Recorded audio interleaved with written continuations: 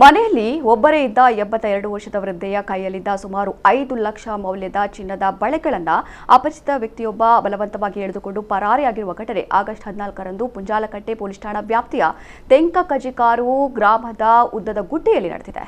ಉದ್ದದಗುಡ್ಡೆ ನಿವಾಸಿ ಅವ್ವಮ್ಮ ಅವರು ಮನೆಯಲ್ಲಿ ಒಬ್ಬರೇ ಇದ್ದ ಸಂದರ್ಭದಲ್ಲಿ ಅಪರಿಚಿತ ವ್ಯಕ್ತಿಯೊಬ್ಬ ಮನೆಯೊಳಗೆ ಪ್ರವೇಶಿಸಿದ್ದು, ಅವ್ವಮ್ಮ ಅವರ ಎರಡೂ ಕೈಗಳಲ್ಲಿದ್ದ ಸುಮಾರು 40 ಗ್ರಾಂ ತೂಕದ 2 ಚಿನ್ನದ ಬಳೆಗಳನ್ನು ಬಲವಂತವಾಗಿ ಎಳೆದುಕೊಂಡು ಪರಾರಿಯಾಗಿದ್ದಾರೆ.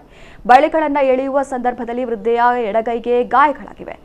ಈ ಕುರಿತು ಅವ್ವಮ್ಮ ಅವರ ಪುತ್ರ ಸಾದಿಕ್ ಅವರು ನೀಡಿದ ದೂರಿನ ಆಧಾರದ ಮೇಲೆ ಪುಂಜಾಲಕಟ್ಟೆ ಪೊಲೀಸ್ ಠಾಣೆಯಲ್ಲಿ ಅಪರಿಚಿತ ವ್ಯಕ್ತಿಯ ವಿರುದ್ಧ ಪ್ರಕರಣ ದಾಖಲಾಗಿದ್ದು, ಪೊಲೀಸರು ತನಿಖೆ ನಡೆಸ್ತಾ ಇದ್ದಾರೆ.